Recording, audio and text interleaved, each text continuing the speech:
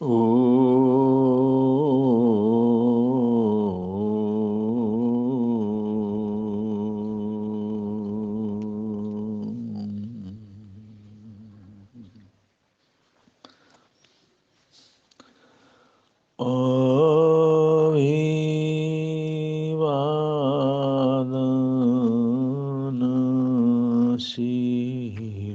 अभिवादनशीलैष्य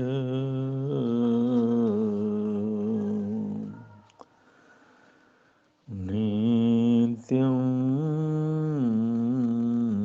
वृद्ध्योपसेविनः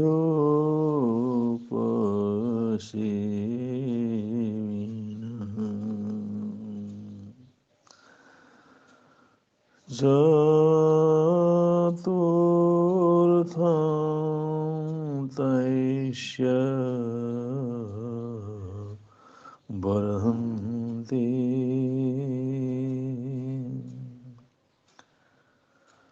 आयुर्विद्या यशो बलम्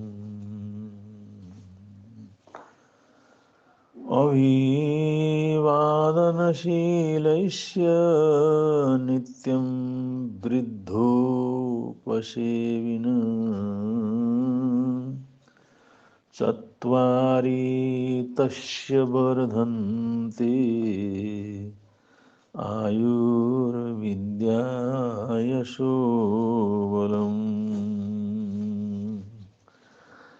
आयुर्विद्या यशो बलम्।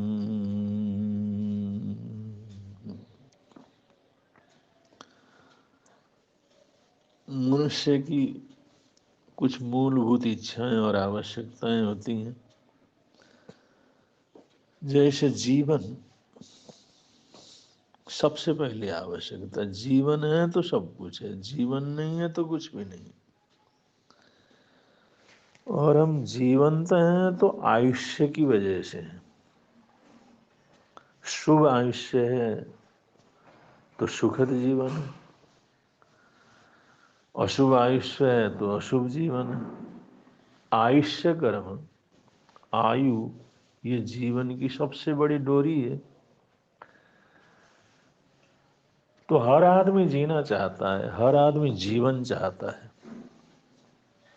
कोई भी ऐसा प्राणी नहीं है जो जीवन न चाहता हो, जीना नहीं चाहता हो, जीवित रहना नहीं चाहता हो, सुखद शरीर न चाहता हो, सुंदर शरीर न चाहता हो।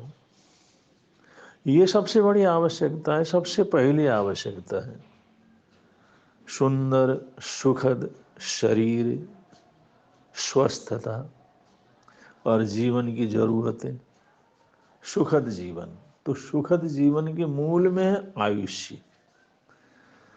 हमारा आयुष्य बराबर रहेगा तो जीवन भी बराबर रहेगा, जीवन सुंदर रहेगा। तो आयु, जीवन, ये हमारी सबसे पहली इच्छा और आवश्यकता है। आयुर्विद्या, और दूसरे नंबर पर विद्या, समझदारी है, विद्वत्ता है, पढ़ा लिखा है, वो कुछ कर सकता है, वो कुछ सफलताएं प्राप्त कर सकता है, वो कुछ पुरुषार्थ कर सकता है, वो आगे बढ़ सकता है। और विद्या ही नहीं है, बुद्धि नहीं है, समझ नहीं है, विचार नहीं है, चिंतन नहीं है, निर्णय लेने की शक्ति नहीं है, सोचने की शक्ति नहीं है, दूरदृष्टि नहीं है, तो उसका जीवन दुखद हो जाता है, निराशा नैराश्यपूर्ण हो जाता है। इसलिए विद्या, ये भी आवश्यकता है, ये जरूरत है, उपलब्धि, इच्छा है। एक आदमी ये चाहता है मैं समझदार बनूं, विद्वान बनूं, बोल सकूं, विचार कर सकूं, निर्णय ले सकूं, दूसरों को मार्गदर्शन दे सकूं, खुद अपने जीवन के ऊपर निर्णय या कुछ करने की काबिलियत मेरे जीवन के अंदर आए, ये सब विद्या है। और यशो बलम, यश,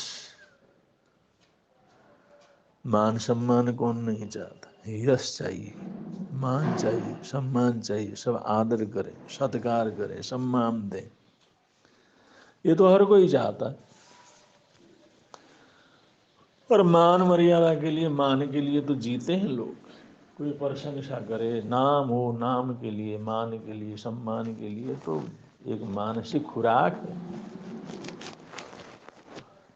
तो ये सब की आवश्यकता है। और बलम बल, जन बल हो, धन बल हो, बुद्धि बल हो, शरीर बल हो, जो भी बल है, जो भी शक्तियां, जो भी ताकत है, यही सब कुछ है जो एक मानव हमेशा उसकी इच्छा करता। तो यहाँ पर उन नीतिकारों ने बतलाया है कि अभिवादनशीलस्य, जो अभिवादन करता है, अभिवादनशील है, जो विनम्र है, विनय गुण को जीवन के अंदर धारण किया हुआ है।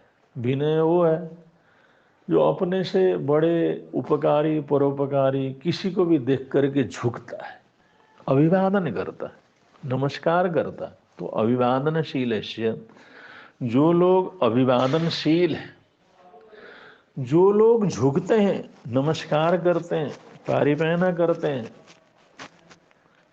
जी करके बोलते हैं, विनम्रता पूर्वक व्यवहार करते हैं, ये अभिवादन, जो अभिवादनशील है। और नित्यम विरुद्धोपवेशे पसेविन, नित्यम हमेशा बड़े बुजुर्ग स्थवीर गुरुजनों के सानिध्य में रहते हैं, गुरुजनों के पास रहते हैं। अब वो अनुभव का ज्ञान लेना हो, आशीर्वाद लेना हो, जानकारी लेनी हो, मार्गदर्शन लेना हो, तो पास में तो रहना होगा। और जो जितना पास में रहेगा उसको ही अगले का ज्ञान, अगले का अनुभव उसको प्राप्त होता है। या बड़े ऐसे लोगों के पास रहने से पता लगता है किसके साथ कैसे बात करना है, कैसे व्यवहार करना है, कैसा आचरण जीवन के अंदर पालन करना है, किस तरह के तौर तरीके होते हैं, किस तरह की मान मर्यादाएं होती हैं, किस तरह का व्यवहार होता है। ये सब मनुष्य को तभी पता लगता है जब बड़ों की उपासना करे, उनके पास में रहे। तो जो ऐसे बड़े बुजुर्ग या सम्मानीय या गुरुजन या साधुजन, उनके पास में रहता है, उनकी उपासना करता है, पास में रहता है। ऐसा करने वाला जो व्यक्ति है, चत्वारि तस्य वर्धन्ते, उसके जीवन में ये चार चीजों की परिवृद्धि होती है। वो कौन से चार चीज? आयुर्विद्या यशो बलम, आयु, विद्या, यश और बल, ये जो चार श्रेष्ठ चीजें हैं, जीवन के आधार हैं, जीवन की खुशी और प्रसन्नता के आधार हैं, सुखद जीवन का एक मौलिक स्वरूप है।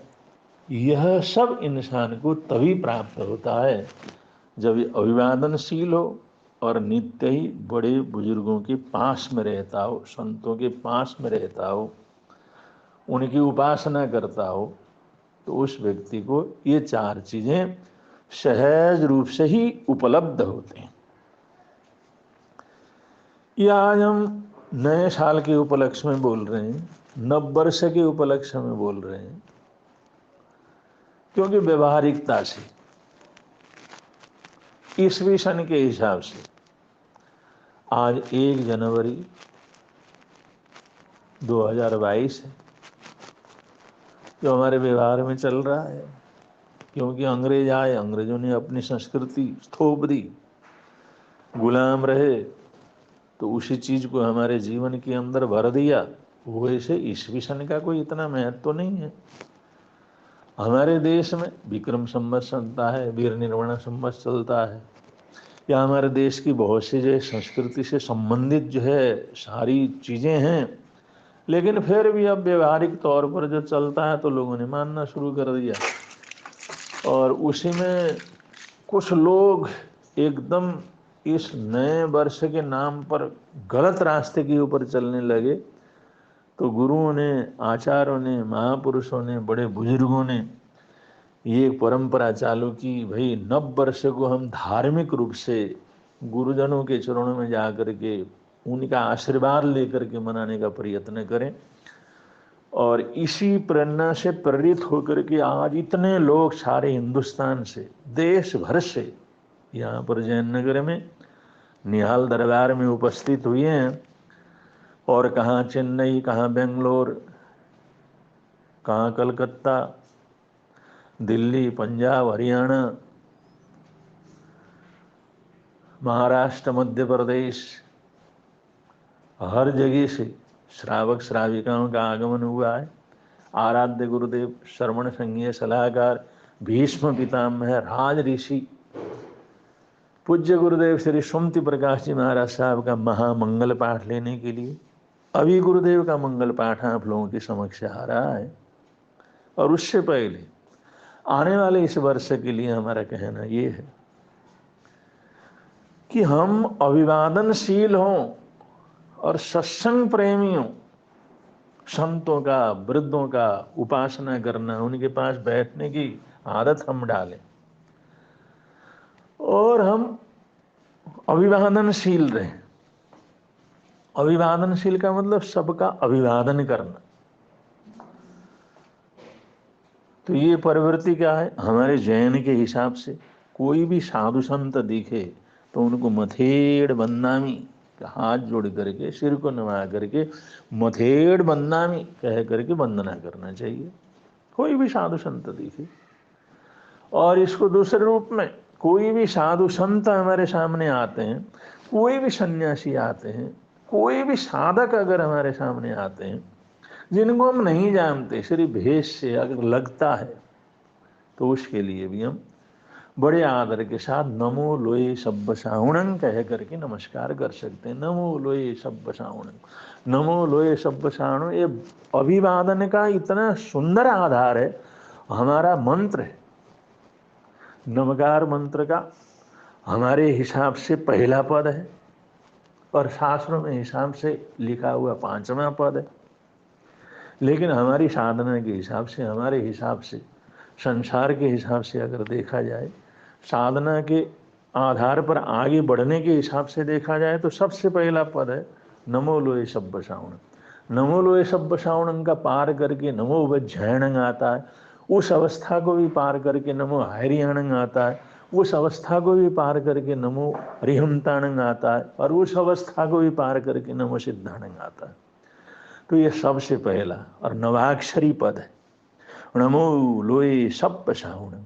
तो नमो लोये सब्ब साहुणं से हम कहीं पर भी, कोई भी साधु महात्मा, कोई भी सन्यासी हमारे को मिले तो उसको नमस्कार करते हैं, अभिवादनशील है, हमारे अंदर विनम्रता है, तो हमारे को करना तो है ही है, तो किससे करें? तो इससे नमकार मंत्र का भी स्मरण होता है, और जो साधु हैं उनको हम नमस्कार कर रहे हैं। नमो लोये सब्ब साहुणं, नमो लोये सब्ब साहुणं, सर्वथा जो साधु जन है उनको मैं नमस्कार करता हूँ।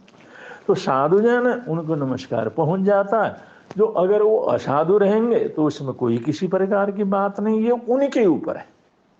लेकिन तुम्हारी अभिवादनशीलता, तुम्हारा नमस्कार करने से जो पुण्यवानी बढ़ती है, आशीर्वाद बढ़ता है, विनम्रता बढ़ती है, कर्मों की निर्जरा होती है, वो तो निश्चित रूप से होगी।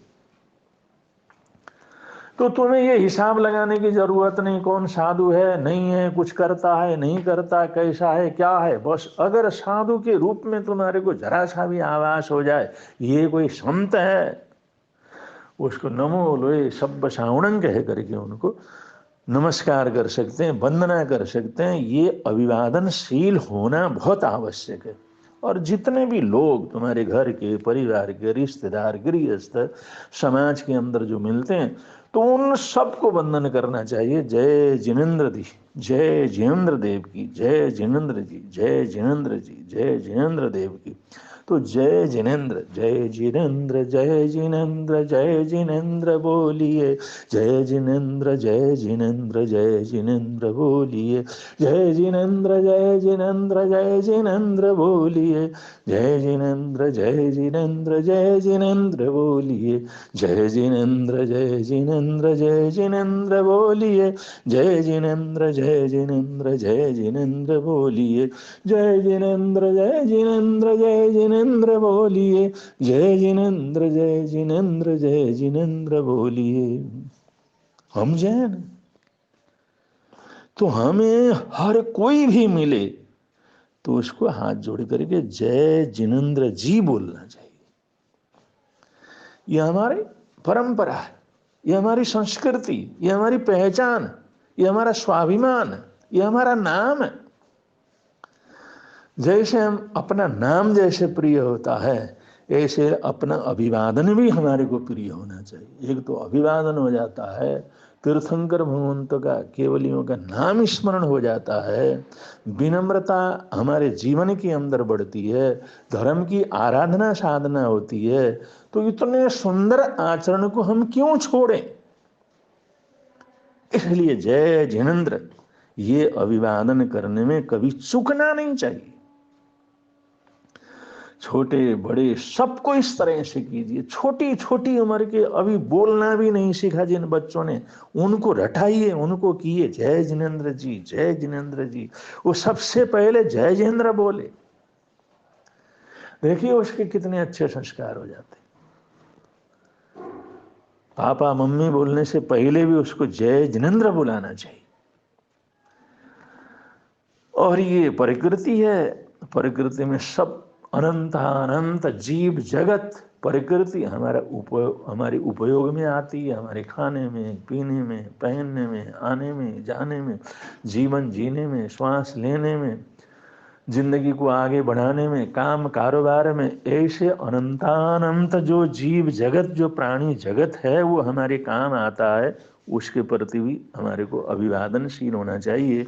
उसके लिए है मित्ति में सभ्य हुए सुबेरम मज्जम न के नहीं, खामे में सभ्य जीवा खमंतु में। ये शब्द बोल सकते हैं। किसी को भी, कोई पेड़ देखें, पौधा देखें, पक्षी देखें, जीव देखें, जंतु देखें, प्राणी देखें, कोई भी जीव जंतु देखें, उसके अंदर आप कहें खामे में सभ्य जीवा खमंतु में, खामे में सभ्य जीवा खमंतु में, खामे में सभ्य जीवा खमंतु में, ये बोलना चाहिए।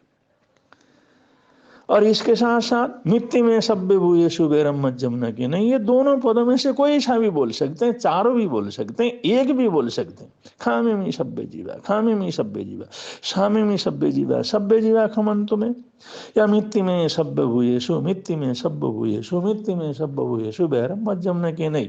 ये हर पदार्थ को, हर चीज को, क्योंकि कहीं ना कहीं से वो जीवत्व तो उसके अंदर जुड़ा हुआ है।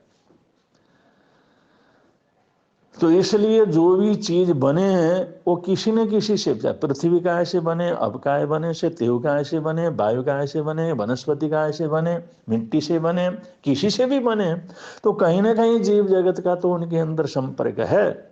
इसलिए उन सब के प्रति जो अभिवादन करना है, मिट्टी में सभ्य हुएषु, मिट्टी में सभ्य हुएषु, सब मेरे मित्र हैं, मिट्टी में सभ्य हुएषु, सारे प्राणी मेरे मित्र हैं, आप सब मेरे मित्र हो। मिट्टी में सभ्य हुएषु, आप सब मेरे मित्र हो। खाम में सभ्य जीवा, मैं सब जीवों से खिमत खिमावना करता हूँ, मैं आपसे खिमत खिमावना करता हूँ। सभ्य जीवा खमंतु में, आप सब मेरे को क्षमा करें। सभ्य जीवा खमंतु में, सभ्य जीवा खमंतु में, सभ्य जीवा खमंतु में, सभ्य जीवा खमंतु में, ये हमारा अभिवादन है।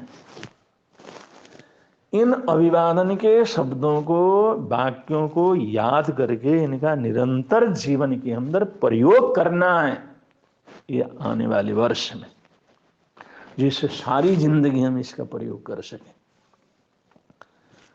तो ये नए साल के लिए हमारा संदेश है कि आप अभिवादनशील बने, और अभिवादनशील बन करके अपने पुण्यवानी को दिन दुनी रात चौगुनी आगे बढ़ाएं। कोरोना का तीसरा लहर फिर डराता हुआ आ रहा है। हमारे देश में तो अभी इतना बुरा हाल नहीं है, लेकिन विदेशों के अंदर तो बुरा ही हाल है। लाखों लाखों की संख्या में वहां पर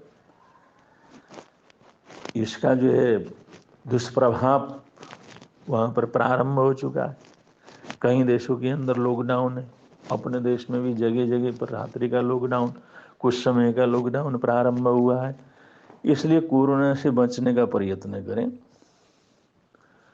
कोरोना से केयर रखें। जैसे अपने नाक मुख उसका विवेक रखना है, उसका बराबर विवेक रखें। और हमारे जैन परंपरा के अंदर तो खुली मुंह बोलना यही पाप समझा जाता है कि मुंह के ऊपर मुखपट्टी बांधो, सबसे अच्छा है। नहीं बांध सकते हो तो कम से कम रुमाल बांधो या कपड़ा रखो, वस्त्र रख करके बोलो।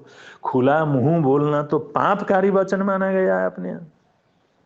हमारे शास्त्र हैं, हम उनको खुले रूप से नहीं उनकी पढ़ सकते। तो ये हमारी परंपरा जो जैन की परंपरा है, उसको सारी दुनिया अपना रही है, तो हमारे को अपनाने में क्या तकलीफ है? हमारे को उसको अपनाने में, अपनी संस्कृति को अपनाने में हमारे को क्या जो है उसके अंदर ऐसा शर्म आना चाहिए? हमारे को स्वाभिमान होना चाहिए। मुख का विवेक रखिए। कभी भी बोलना हो तो मुख पट्टी लगा करके बोलिए, नहीं तो रुमाल रख करके बोलिए, मास्क वगैरह लगा करके रखिए। ये तो हमारी प्राचीन परंपरा। और जो मुखपट्टी का प्रश्न न करने वाले भी हमारी परंपरा में जितने भी, चाहे जो भी जैन हैं, वो भी पाठ पूजा करते हैं तो उस समय रुमाल को बांध करके या कपड़ा को बांध करके, दुपट्टे को बांध करके करते हैं। तो ये केयर रखना, उसमें जो गर्म जल लेना है या डिस्टेंस बना करके रखना है, साफ सफाई का ध्यान रखना है, अपने घर का सात्विक भोजन करना है और बाजारू चीज़ों से अपने को बचा करके रखना है, भीड़ भाड़ से अपने आप को अलग रखना है। कुछ भी थोड़ी तकलीफ होती है तो क्वारंटाइन के अंदर खुद अकेले रहने का अभ्यास करना, ये भी एक तपस्या है। अकेला रहना, अकेला रहने का अभ्यास करना। 2 दिन 4 दिन 10 दिन हम अकेले बड़े आराम से रह सकते हैं। तो ये सब जो कोरोना के बचाव के लिए निर्देश हैं, उनको पालन करते रहिए और आने वाले साल को सफल बनाइए। डरने की जरूरत नहीं, सावधानी रखने की जरूरत है। और ये वर्ष सबके लिए मंगलमय हो, स्वास्थ्य के हिसाब से, काम कारोबार के हिसाब से, सब तरह से हो। और हमारे जीवन में हमारे संस्कृति के प्रति एक आस्था, विश्वास और देश प्रेम हमारे जीवन के अंदर है। और ये तो हमारे देश के माननीय प्रधानमंत्री नरेंद्र मोदी जी ने करोड़ों करोड़ों लोगों को बतलाया, दुनिया के अरबों लोगों को बतलाया कि हम अपने संस्कृति से प्यार करते हैं। वो ईसाई देशों में जाते हैं, मुसलमान देशों में जाते हैं, संसार भर के देशों में जाते हैं, वहाँ पर सबसे बड़ा मान सम्मान आदर सत्कार प्राप्त करते हैं। मुस्लिम राष्ट्रों के अंदर उनको सर्वोत्कृष्ट नागरिक का पद दिया जाता है, लेकिन अपनी संस्कृति को कितना सरलता से फॉलो करते हैं। चाहे वो टीका लगाना हो, चाहे भगवा वस्त्र पहनना हो, चाहे पूजा करना हो, चाहे साष्टांग प्रणाम करना हो, अपनी संस्कृति के अनुसार अपनी संस्कृति का व्यवहार करने में, उसको फॉलो करने में, उसका अनुसरण करने में वो किसी भी प्रकार का संकोच नहीं करते। कि हम सारी दुनिया को लेकर के चलते हैं, हम सब मिल करके चलते हैं, सबका सम्मान करते हैं, लेकिन अपनी संस्कृति का पूरा अनुसरण करके चलते हैं। तो ये हमारे को बताते हैं अपनी संस्कृति का अनुसरण करने से आत्मबल बढ़ता है। और हम लोग जरा सी उस परंपरा को सामायिक करके बैठते हैं, कपड़ा वगैरह बदलते हैं, मुख पत्रिका पहनते हैं या जैनेन्द्र बोलते हैं तो सोचते हैं दूसरा क्या बोलेगा। अरे वो आदमी जिसको अरबों लोग जानते हैं, उसके मन के अंदर नहीं आता कौन क्या बोलेगा, कौन क्या कहेगा। तो हमारे देश के हमारे आदरणीय प्रधानमंत्री ने ये हमारे को एक आचरण के द्वारा ये संदेश दिया है, अपनी संस्कृति का सम्मान करो, अपनी संस्कृति का मान करो, अपने संस्कृति के प्रति सद्भावना रखो, अपनी संस्कृति को बड़े प्रेम से स्वीकार करने का प्रयत्न करो। ऐसा करते हैं तो सब प्रकार की सुख शांति रहती है। तो ये जो वर्ष है वीर निर्माण संमत 2548, विक्रम संमत 2078, आज जो दिन है पौष बदी शनिवार, पौष बसी त्रयोदशी शनिवार, पौष बदी त्रयोदशी शनिवार, विक्रम संमत 2078 और वीर निर्माण संमत 2548। आज से ईस्वी संमत 2022 प्रारंभ होता है। तो ये 2022 जो ईस्वी संमत आज शनिवार से प्रारंभ हो रहा है, ये आप सबके लिए मंगलमय हो, आनंदमय हो, सुखद हो, सफलता प्रदान करने वाला हो, साहस और सौभाग्य प्रदान करने वाला हो। हम हर परेशानी, तकलीफ और दुर्भाग्य को सौभाग्य में बदल सकें, ऐसी शक्ति, ऐसा सोच, ऐसा बल प्रदान करने वाला हो, ऐसी हमारी हार्दिक हार्दिक मंगल कामनाएं, हार्दिक हार्दिक सद्भावनाएं हैं। इन्हीं हार्दिक हार्दिक सद्भावनाओं के साथ आप लोग गुरुदेव का मंगलमय मंगल पाठ श्रवण करेंगे और श्रवण करके आनंद की अनुभूति करेंगे और संघ की तरफ से जो प्रसाद है उसको ग्रहण करेंगे। प्रसाद रूप में अन्न को, भोजन को प्रसाद रूप में ग्रहण करेंगे, क्योंकि आज भी हमारे देश में बहुत लोगों को पेट भर के भोजन की उपलब्धि नहीं होती। इसलिए झूठा छोड़ने का पूरी तरह से नियम करेंगे कि हम झूठा जरा सा भी नहीं छोड़ेंगे। तो जितना जरूरत है उसको अन्न को प्रसाद के रूप में ग्रहण करेंगे। इस प्रकार आज का पहला दिन आपका बहुत शुभ, सद्भावना पूर्वक, प्रसन्नता पूर्वक व्यतीत होता, तो आने वाला पूरा का पूरा साल आपका हार्दिक प्रसन्नता के पास सद्भावनाओं के साथ व्यतीत होगा। ऐसी हमारी हार्दिक हार्दिक मंगल कामनाएं, हार्दिक हार्दिक सद्भावनाएं हैं। इन्हीं सद्भावनाओं के साथ अपने वक्तव्य को यहाँ पर विराम दे रहे हैं। बोलिए भगवान महावीर स्वामी की जय।